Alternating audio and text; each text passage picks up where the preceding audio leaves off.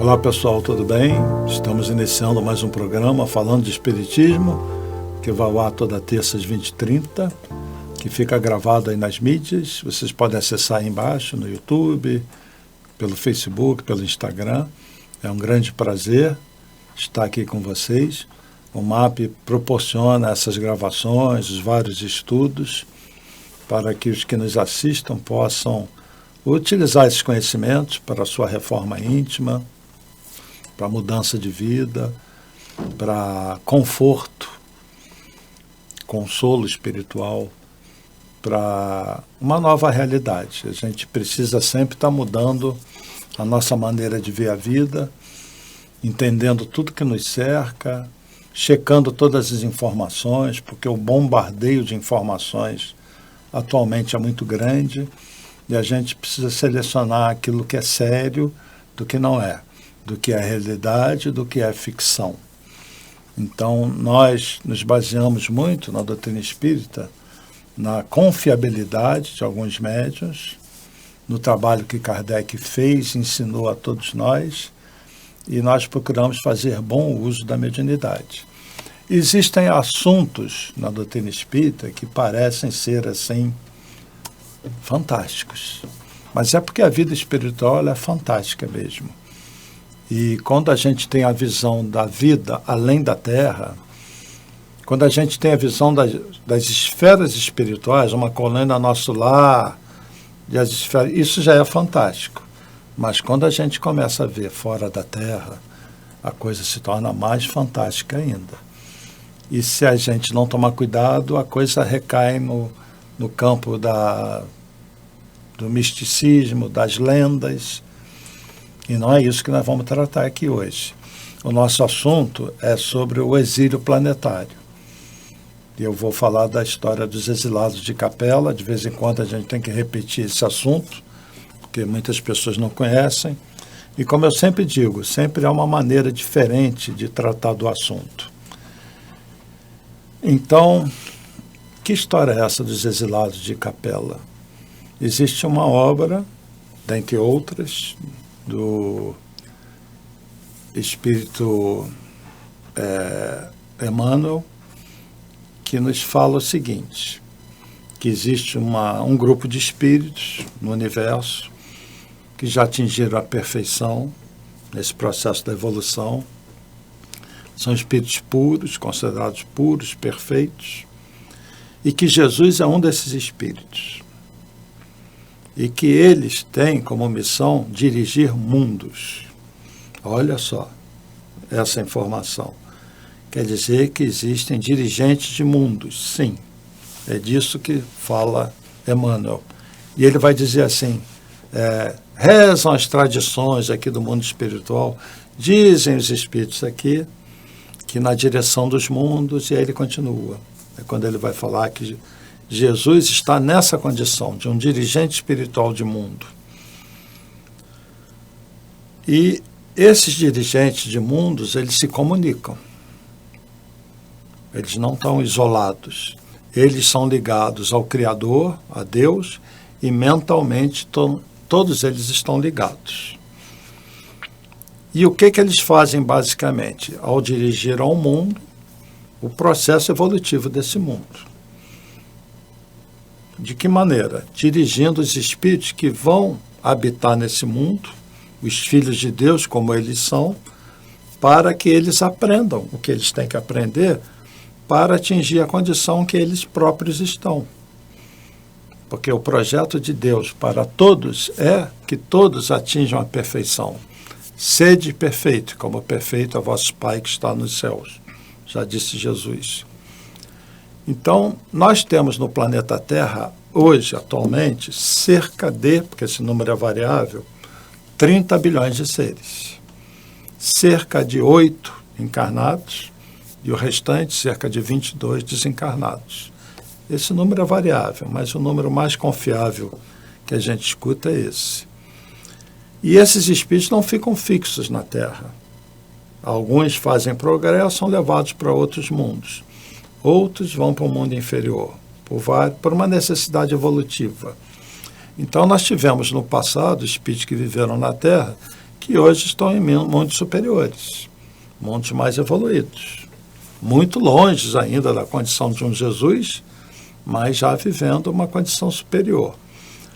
Por exemplo, nós temos na obra Renúncia, psicografia do Chico Xavier, a história de um espírito, Alcione, que vive num mundo superior. Ela já tinha vivido na Terra e ela é levada a um determinado momento por uma prece, por uma condição de ligação afetiva a um espírito que ainda está na Terra.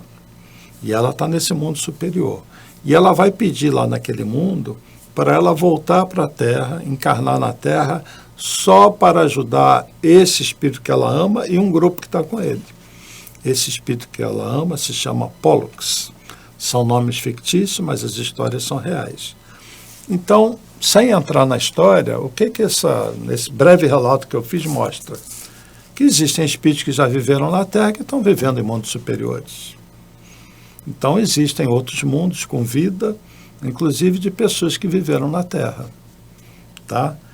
E há casos, como o caso de Alcione, que ela vem, então, em missão, um espírito desse é um espírito missionário, para ajudar aquele grupo que ela ama. Então eu pergunto, é possível que, dentre vocês, na família de vocês, nos conhecidos de vocês, existam espíritos nessa condição, que já estavam no mundo superior e vieram agora para ajudar nessa fase de transição da Terra? O que vocês acham? Existem esses espíritos? Quem são eles? Né? Talvez seja difícil de identificar, mas pode estar na família de vocês, pode estar entre os amigos de vocês. O fato é que a vida existe fora da Terra. Há muitas moradas na casa de meu pai. Se assim não fosse, eu já teria dito. Eu vou mostrar uma primeira figura, 3 figuras seguidas. Veja a primeira figura, figura 1. Estão vendo aí? A Terra, o plano físico, e aquelas linhas em azul são as esferas espirituais, as várias moradas espirituais em torno da Terra, tá? Então você tem ali a faixa número 1, que seria o umbral, mais próxima de nós, aqueles círculos vermelhos ali, as casas transitórias, que ainda ficam no umbral, como a casa transitória Fabiano de Cristo, descrita no livro Obreiros da Vida Eterna. E acima, na outra faixa vibratória, começam as colônias, e é mostrado aí somente a colônia Nosso Lar, uma estrelinha aí. Então a Terra ela é cercada dessas faixas vibratórias, vamos dizer, cercada de outros níveis de matéria, onde habitam os espíritos, tá bom? Então voltando aqui para mim. Então nós temos a Terra e as várias esferas espirituais. Nós estamos aqui, vamos desencarnar, ou vamos para a faixa 1, para 2, ou para 3, para 4, depende da nossa vibração, que é dada o quê? Pelo amor, pelos sentimentos, pela condição moral. Então, essa é a condição da Terra. E, no momento, o que está acontecendo na Terra? Já há algum tempo. A separação dos espíritos muito violentos. A gente sempre fala isso aqui. Então, está havendo um degredo, um exílio. Isso já aconteceu no passado em outro mundo. E esse é o nosso tema de hoje, dos exilados de Capela. Existe uma estrela que fica a cerca de 42 anos-luz da Terra. Portanto, para viajar daqui para essa estrela, se nós tivéssemos tecnologia para viajar na velocidade da luz, 300 mil quilômetros por segundo, nós levaríamos 42 anos. Para o nosso nível humano, isso é uma distância colossal, mas em termos astronômicos, é muito próximo. Nós temos estrelas que estão a bilhões de anos da Terra. Capela está a apenas 42 anos-luz da Terra. Então é muito próximo, nível astronômico. E, na verdade, Capela são 2 estrelas, é um sistema binário, uma em torno da outra. Só que em torno das duas tem um cortejo de planetas. Um desses planetas, há milênios atrás, passou por um processo parecido que a Terra está passando, de separação do joio do trigo. O dirigente espiritual daquele mundo reuniu os espíritos daquele mundo e mandou para um mundo que estava na sua fase primitiva. Os que estavam lá continuaram, que estavam no bom caminho, continuaram. Aqueles que resistiam e ainda viviam no mal foram separados e levados para um mundo inferior. Isso há milhares de anos. Que mundo inferior a esse para o qual eles foram levados? A Terra, nossa Terra, que no passado recebeu essa horda de espíritos que vieram em vários grupos diferentes, encarnando em tempos diferentes, em locais diferentes da Terra. Então, esse grupo do exílio foi tirado da parte espiritual daquele mundo, que eles tiveram que desencarnar lá, trazidos para esferas espirituais da Terra e aos poucos foram encarnando. Então, eles foram separados e aquele mundo já é reservado para uma condição de vida superior. Estava se tornando um verdadeiro paraíso, com conhecimento, com a tecnologia e com os espíritos voltados para o amor que ficaram lá. Então, pensando na alegoria bíblica de Adão e Eva, eles foram expulsos do paraíso e obrigados a vagar na terra, onde as mulheres iriam parir com dor. Por que eles foram expulsos do paraíso? Porque comeram o fruto proibido. Eles sabiam o que era o bem e o que era o mal. Escolheram o mal. Usaram mal o livre-arbítrio. Isso é uma simbolia. E ouviram a serpente, o mal. E envolvidos no mal, num momento da evolução do planeta, quando ele se tornou um mundo regenerado, esses espíritos não tinham mais condições vibratórias para continuar lá. Foram exilados de Capela. Porque Capela é estrela, mas a gente se refere a um determinado mundo, fora da Terra, a gente se refere à estrela na qual aquele mundo orbita. Então a gente não sabe o nome do planeta, mas sabe o nome da estrela, Capela. Então aqueles espíritos vieram daquele mundo que orbita Capela, essa estrela que fica a 42 anos-luz. E Jesus participou desse processo. E Jesus recebe esses espíritos aqui. Isso foi o que Jesus falou que vai acontecer na Terra, que já está acontecendo. É a separação do joio e do trigo. Sempre simbolismos. Então já houve nesse planeta, no passado, uma separação do joio e do trigo. A mesma que está havendo agora na Terra. E vejam aí na figura 2, figura 2 é o degredo.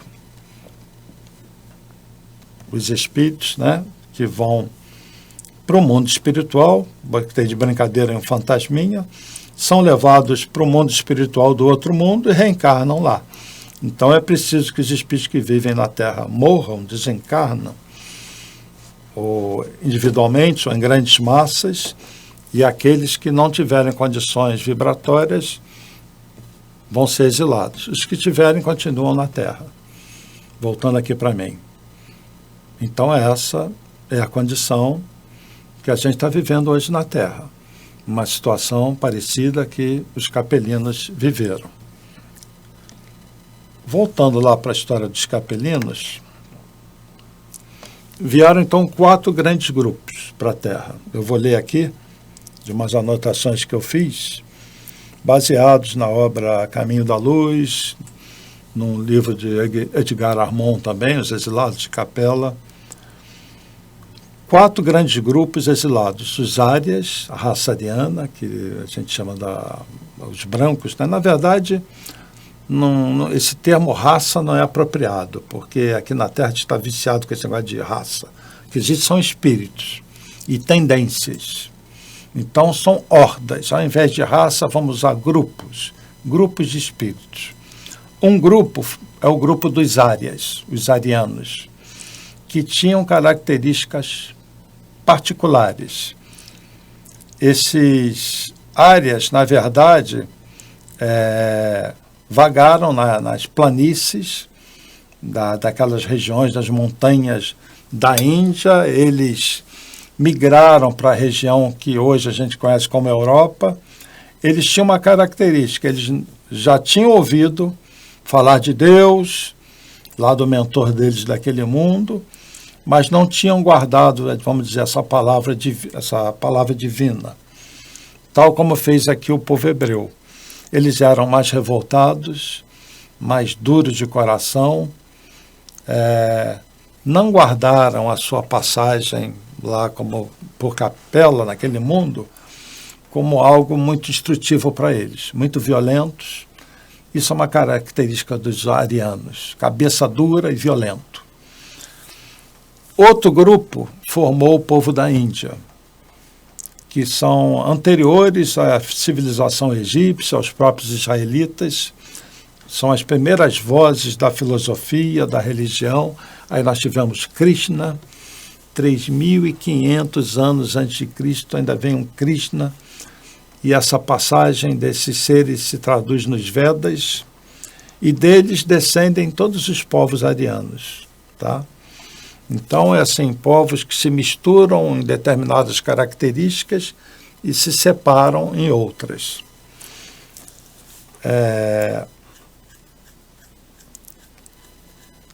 Os egípcios foram os que mais se destacaram nesse grupo exilado na prática do bem. Então, eles foram separados num grupo por afinidade.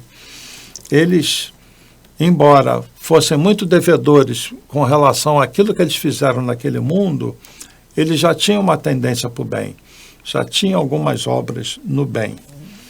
E o maior desejo deles era regressar à origem, regressar. Eles traziam intuitivamente neles essa condição do exílio e tinham uma saudade torturante do céu, de casa. Como tinham muito conhecimento, eles construíram grandes obras, apontando para as estrelas, apontando para casa, que algumas delas nós conhecemos são as pirâmides, que até hoje os engenheiros ficam coçando a cabeça, tentando entender como que eles conseguiram construir aquilo. Então, eles tinham muito conhecimento e todos regressaram à pátria espiritual desse grupo, dos egípcios. Eles voltaram, eles viveram um tempo na Terra e foram retirados de novo, justamente porque já tinham uma propensão para o bem. Eu sempre digo uma coisa, se o povo egípcio de hoje fosse aquele mesmo povo egípcio daquela época, que já construía aquelas coisas, não tinha para ninguém hoje, eles iam estar muito na frente de todo mundo. E a gente repara que o Egito de hoje é completamente diferente do Egito daquela época. Parece que andou para trás, né? É porque os espíritos que vieram reencarnando lá são outros, não são aqueles daquela horda, daquele grupo. Outro grupo é o que formou o povo de Israel, o povo hebreu, que é a árvore talvez mais antiga das civilizações, um dos focos dos surtos evolutivos do planeta. A nossa cultura ocidental, né, é muito calcada naquilo que vem do povo hebreu, a cultura judaico-cristã. Nós sofremos muita influência do judaísmo. Jesus veio como um judeu. E esse grupo tinha uma característica, eles eram assim, um povo de muita fé. Diferente dos outros, eles mantinham uma fé em Deus, apesar de terem errado muito e terem sido exilados. E aqui eles mantêm essa característica. Então, Jesus, que é o governador espiritual do planeta, ele tem que escolher em qual grupo ele vai encarnar. Qual seria mais viável? O povo hebreu tinha uma tendência monoteísta. Eles já acreditavam no único Deus, enquanto os outros, por estarem muito afastados de Deus, mesmo tendo vindo desse orbe, eles tinham mais dificuldade de centrar o seu pensamento, o seu sentimento na figura de Deus, num Deus único. O povo hebreu já tinha essa visão. E é justamente por isso, talvez, e por ser um povo muito orgulhoso, muito necessitado, Jesus vem então no seio desse povo, o povo hebreu. Não que eles fossem especiais, nada disso. Todos são filhos de Deus. Aí entra aquela coisa terrível do ser humano, do povo escolhido, o povo de Deus, que é outra coisa que a gente tem que falar, gente, vamos tirar essa coisa da cabeça, tá bom? Que nós somos o povo escolhido. Porque os espíritos poderiam falar, nós somos escolhidos, né? O Consolador que Jesus enviou está conosco. Mas não é nada disso. Todos nós temos as nossas tarefas, as nossas missões, somos colocados a encarnar num determinado tempo, num determinado lugar, por um motivo, e isso vale para todos. O povo escolhido de Deus são todos são filhos de Deus, todos são igualmente amados, tá? E a África, então, é a mãe de todos os povos, né, onde surgiu a civilização aqui na Terra. Emmanuel traz o povo africano como sendo um povo corajoso, mas que acabou se acomodando às suas próprias raízes. Ele não fala muito do povo da África nesse livro, porque eles já existiam aqui, mas eles permaneceram muito unidos. E daí aquela coisa tribal que você vê na África, né? Ainda hoje a gente pode perceber que eles não sofreram a influência dessa colonização dos outros de fora. Eles mantêm uma unidade.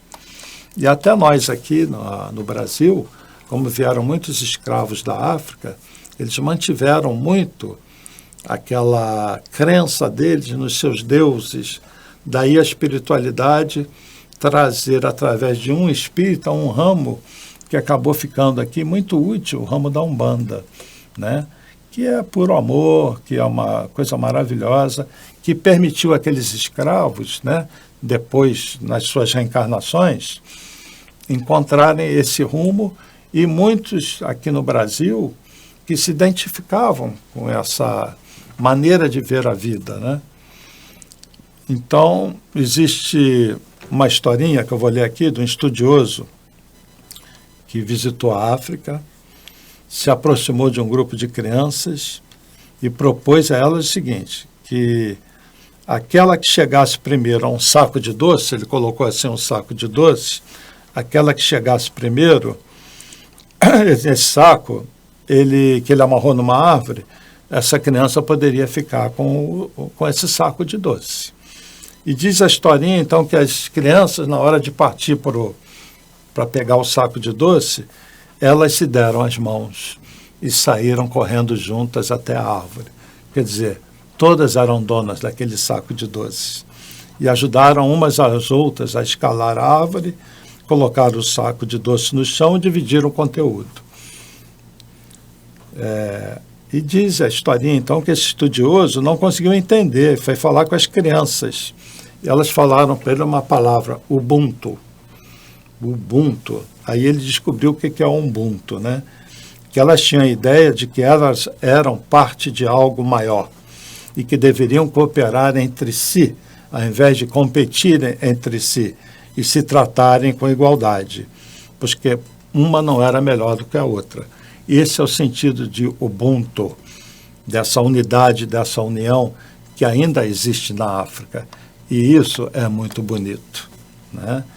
E as entidades, então, ligadas aos povos da África, esse Ubuntu, a gente vê até no culto da Umbanda, né? Essa unidade é muito bonito. Então, tem muita coisa que a gente aprende um com o outro, né? Então, aí os africanos, nossos irmãos, nos ensinando esse sentido de união. Mas, então, na Terra nós tivemos esses exilados, divididos nesses 4 grupos, nessas 4 hordas, não vamos falar raças, que realmente não tem nada a ver com raça, com suas características. E eles vieram, então, para a Terra no momento que aqui tinham os povos primitivos, que tinham sua evolução aqui e que era um planeta ainda saindo da sua fase primitiva.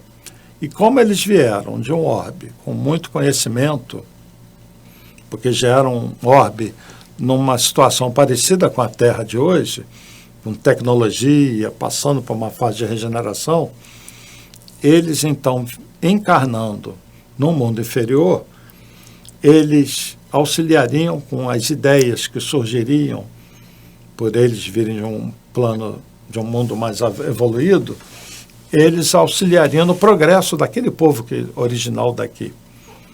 E também auxiliariam até na sofisticação do corpo espiritual, porque a humanidade estava numa fase saindo da fase primitiva. Então, ao mesmo tempo que eles estão ensinando, eles estão purgando aquilo que eles fizeram, lei de causa e efeito, para, através das reencarnações aqui na Terra, eles poderem, aos poucos, indo retornando para os diferentes orbes para os quais eles seriam determinados, lembrando que há muitas moradas na casa do Pai. E que nós fazemos progresso durante um tempo num orbe, mas a gente não fica preso àquele planeta. A morada do Pai é o universo, né?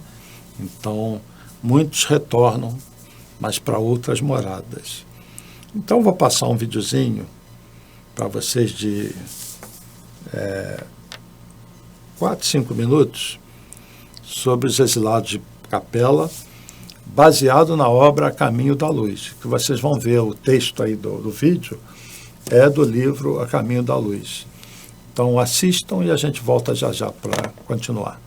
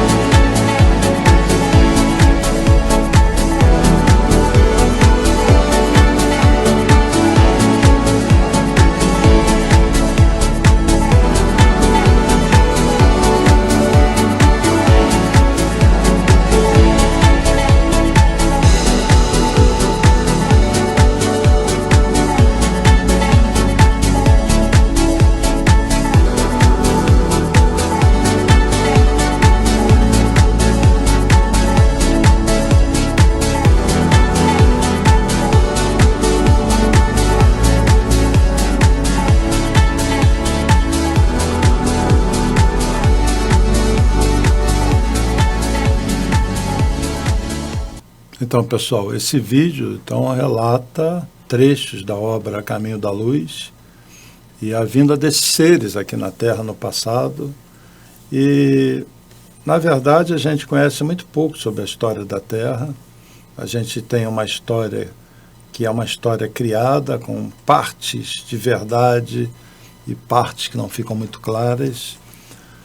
O próprio Emmanuel cita na obra Caminho da Luz que antes dessa civilização nós tivemos realmente Atlântida e Lemúria, coisa aí de 600 mil anos para trás, enquanto que esse grupo de capelinos é coisa de 4 a 10 mil anos atrás, por aí, quando na verdade nós tivemos há 600 mil anos, muito anteriormente, outras civilizações.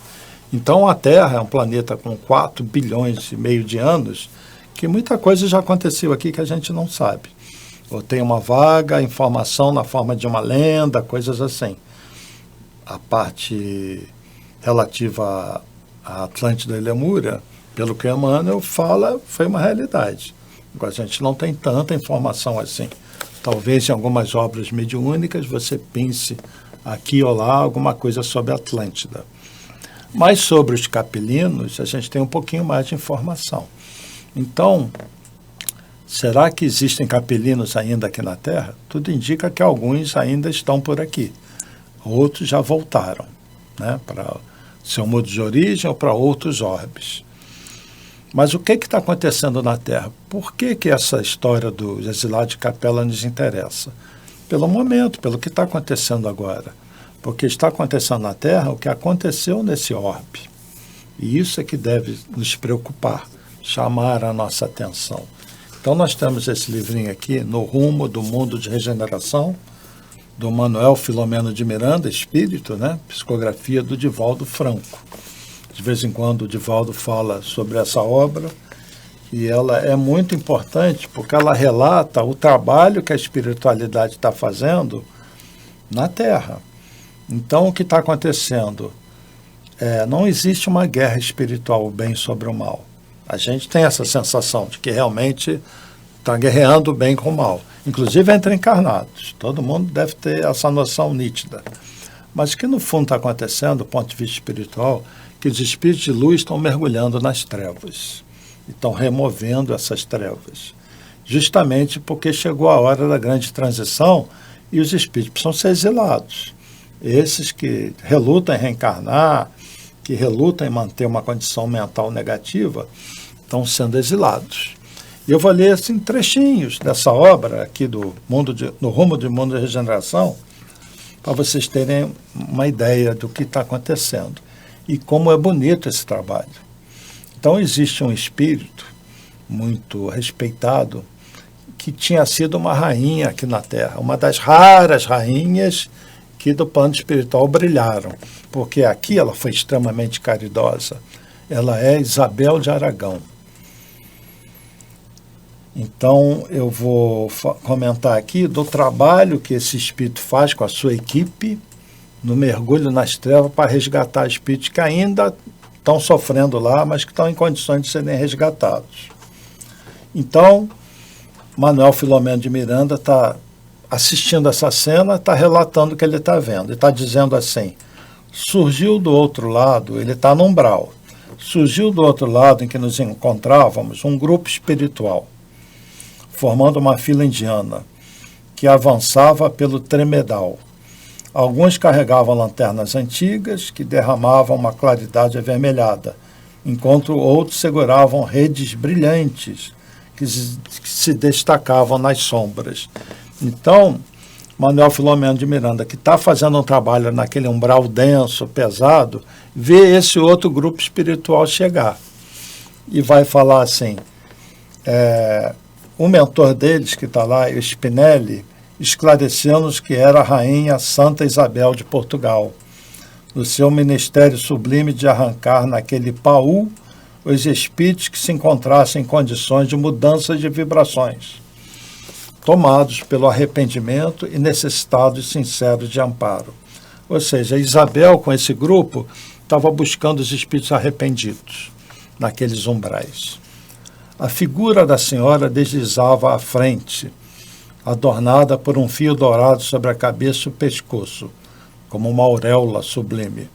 Fizemos silêncio e, magnetizados pela beleza do amor, vimos-la e ouvimos-la dizer, e aí é Isabel que vai falar: almas sofredoras que buscais a redenção, vossas súplicas estão sendo ouvidas. A magnanimidade do Pai Celestial, o amor de nosso Jesus, chegam até vós, a fim de atenderem vossas necessidades de redenção. Sabeis porque vos encontrais neste reduto de penitência e punição, escolhido por vós próprios. Senti-vos cansados e arrependidos, compreendendo as ilusões do corpo frágil e putrescível ante o espírito viciado e rebelde. Vimos buscar-vos sob a ternura da nossa Mãe Santíssima, a Senhora dos Anjos, que se compadeceu das vossas dores. Então aqui Isabel de Aragão dá a entender que ela está ligada a Maria de Nazaré e que elas estão participando desse resgate. E ela vai concluir aqui: esta é a oportunidade última, que não deve ser desconsiderada, pois que logo mais uma chuva de mais rudes sofrimentos cairá sobre vós, na grande mudança para outras paisagens mais primitivas. O Pai, todo misericórdia, não deseja o aniquilamento dos maus, porém o desaparecimento do mal que ainda resiste em vós. Aí ele vai relatar, então, que parecia que havia um amplificador de voz, porque a voz dela vibrava naquela dimensão, né? E que eles atiravam, então, as redes que brilhavam no ar, naqueles pântanos, e caíam formando uma certa claridade, e essas redes pegavam, então, aqueles espíritos, como se estivesse literalmente pescando, vibracionalmente, os que estavam realmente arrependidos. Os que não estavam, a rede deixava passar. É um recurso que a espiritualidade usa. Então, Isabel de Aragão está fazendo um resgate de espíritos arrependidos. E o Filomeno, então, que está lá com o grupo dele, fica espantado olhando aquilo ali acontecer, né? Então, isso dá uma ideia, que parece até fantasia, né, gente? Uma imagem, imagina aquela região escura, densa, de repente aparece aquela figura brilhando, vários espíritos com as suas lanternas, aquela região se torna clara, e ela faz esse chamado, eles atiram as redes. Vamos considerar a tecnologia aí, ao invés de pensar na rede pegando peixe, uma condição vibratória, que em contato identifica quem está em condições e retém esse espírito para trazer, é por aí. Então, esse tipo de trabalho dos resgates, o próprio trabalho que Manuel Filomeno de Miranda está fazendo, é o trabalho que alguns de vocês vão ter que fazer quando desencarnar, viu? Os que estiverem preparados. Nós estamos no momento da separação do joio do trigo, dos exilados da terra. Agora não são mais os exilados de capela. Os novos Adãos e Evas, que estão sendo expulsos do paraíso em que a terra vai se formar daqui a um tempo. O momento ainda de enorme turbulência, muita confusão, muitos espíritos totalmente desequilibrados, encarnados entre nós. Vocês sentem isso. Aquele fim dos tempos onde haveria guerras e rumores de guerras. No século XX, nós tivemos guerra atrás de guerra, né? Primeira Guerra Mundial, Segunda Guerra Mundial, Guerra do Vietnã, Guerra do Golfo, guerra disso, guerra daquilo. E continuamos com rumores de guerra, inclusive de uma guerra mundial, que seria terrível. Será que a espiritualidade permitiria?